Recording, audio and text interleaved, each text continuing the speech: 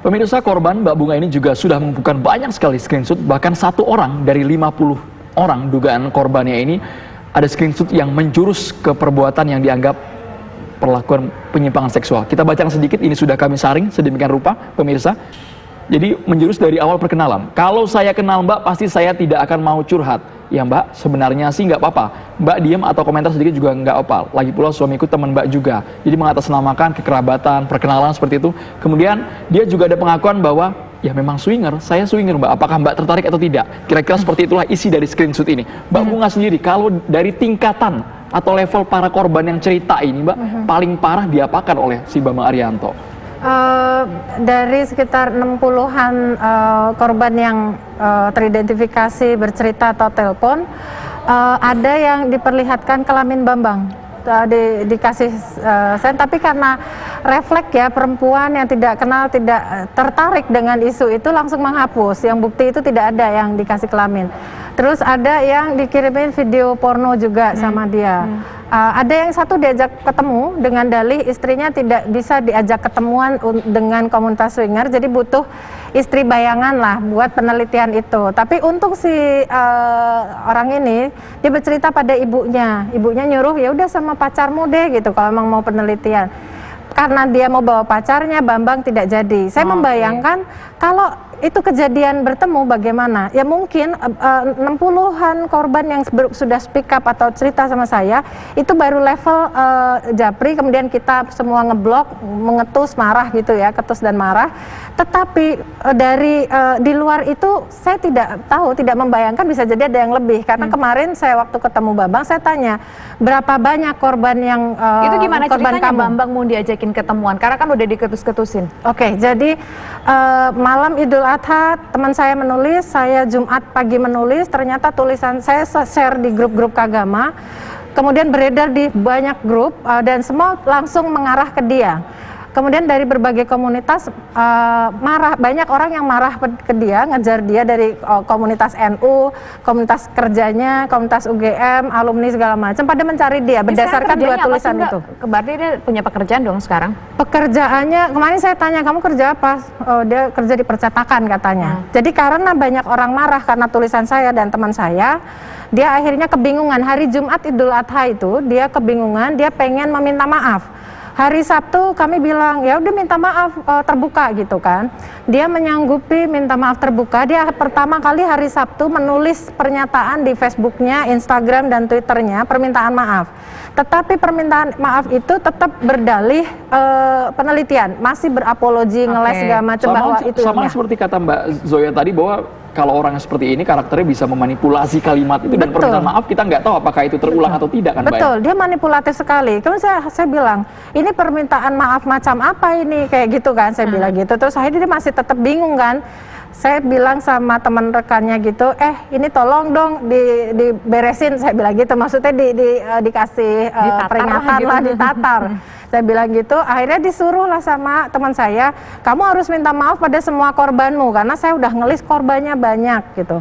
300-an ya tadi, 300-an itu rentang waktu berapa lama? Hari Minggu saya cecar, berapa sebenarnya orang yang pernah kamu japri mesum seperti itu? Dia bilang ya banyak sekali, nggak ngitung. Itu apakah semua teman Facebookmu kamu japri? Dia bilang iya. Terus seberapa sering durasinya? Saya kejar. Dia bilang seminggu biasanya ada satu yang baru. Dia enteng, cerita enteng. Yang disasar Mbak Bunga, yang disasar itu ada kriteria khusus tidak dari pelaku ini? Oke, kalau dari yang saya identifikasi mayoritas berjilbab. Kemudian educated person, orang yang berpendidikan. Banyak yang saya kenal adalah aktivis, entah aktivis kampus atau aktivis LSM atau orang yang cukup vokal atau yang sangat aktif di Facebook dan orang yang cukup pemberani. Teman saya misalnya ada direktur lembaga, kemudian ada wartawan, kemudian ada orang-orang fatayat, kemudian ada psikolog, semuanya berpendidikan dan bukan orang yang diem kalem gitu, enggak. Oke, coba kita tanya ke Mbak Zoya, ini cukup menarik, ini lagi-lagi adalah korbannya bukan korban sembarangan. sembarangan, korban yang secara penampilan cukup santun, cukup sopan, ya begitu ya Mbak ya, berhijab, kemudian juga dari kaum terpelajar dengan pekerjaan-pekerjaan yang bukan pekerjaan sembarangan. Ini kan kalau dilihat orang-orang seperti ini bukanlah orang yang gampang untuk dimasuki begitu. Kita lihat si Bambang ini cukup picky begitu untuk memilih korbannya begitu. Ini kita lihat ada yang lebih aneh nggak sih dari cara Bambang memilih korban-korbannya ini dan juga dari cara dia bertindak?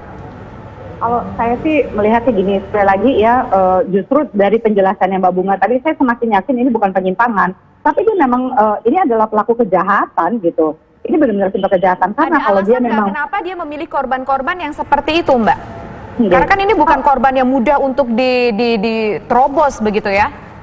mungkin ada sedikit narcissistic trait ya pada diri orang ini, di mana dia merasa kesombongan gitu, dia merasa bahwa dengan melakukan perilaku pelecehan ini kepada orang-orang yang pintar gitu, dan biasanya nih ya ada beberapa pemikiran pada beberapa pelaku pelecehan seksual yang saya tahu, dia sengaja memilih orang yang religius karena dia pikir orang yang religius atau yang misalnya salah satu tandanya adalah berjilbab, biasanya kan mereka cenderung polos gitu ya, atau tidak terlalu paham mengenai macam-macamnya dunia, singer lah ini itu gitu, mungkin yang hidupnya lurus-lurus aja, dia pikir bisa dimanipulasi sedemikian rupa.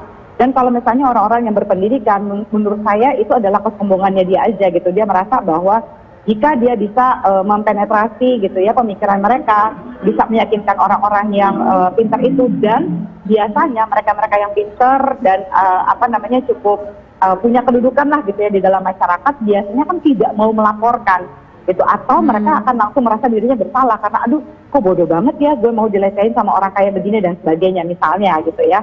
Itu ada saya lihat ada indikasinya ke sana.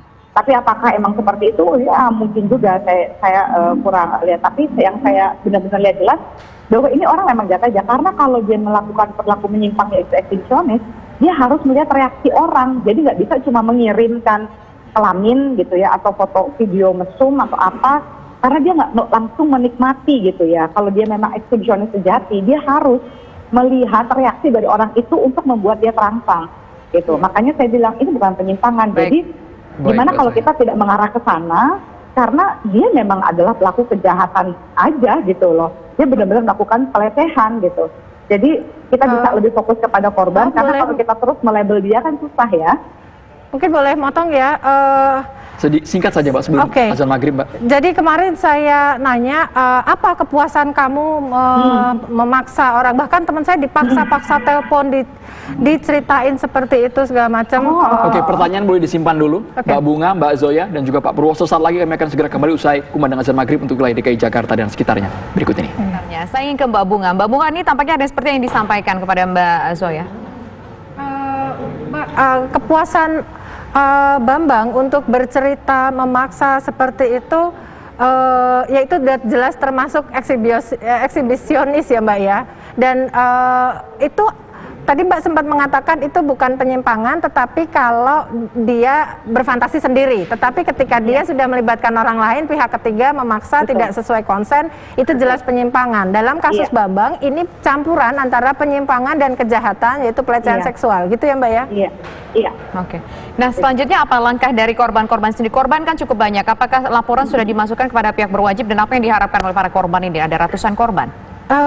Ada korban yang masih mengatasi traumanya, ada yang sedih. Kemarin saya masih menerima orang yang sedih, nangis segala macam. Kemudian saya poin saat ini masih menguatkan korban dan mencari siapa tahu ada korban yang lebih kejadiannya korban Bambang ini. Cara mencarinya seperti apa? Karena mungkin ada yang malu, tidak mau melapor, tidak mau mengadu ke orang lain. Betul. Dengan saya speak up misalnya di medsos kan satu persatu bermunculan, terus bermunculan sampai tadi pagi masih akan ada. Membawa ke proses hukum kan? Macam. Kami masih mempertimbangkan proses hukum dan masih bertanya siapa yang siap misalnya kayak gitu. Udah ada beberapa yang bilang saya siap. Seperti psikolog yang di Jogja yang Bambang datang kemudian membuka celananya, memperlihatkan kelaminnya segala macam itu siap, dan ada beberapa yang siap. Mungkin kami masih terus koordinasi langkahnya seperti apa begitu. Yang penting bukti sudah banyak. Terima kasih banyak Mbak Bunga sebagai korban dari Bambang Arianto sudah hadir, Pak Purwo dari Yogyakarta, sebelumnya ada Ibu Iva dari UGM, dan juga Mbak Zoya seksolog. Terima kasih sudah bergabung bersama kami di Kabar Petang. Ya.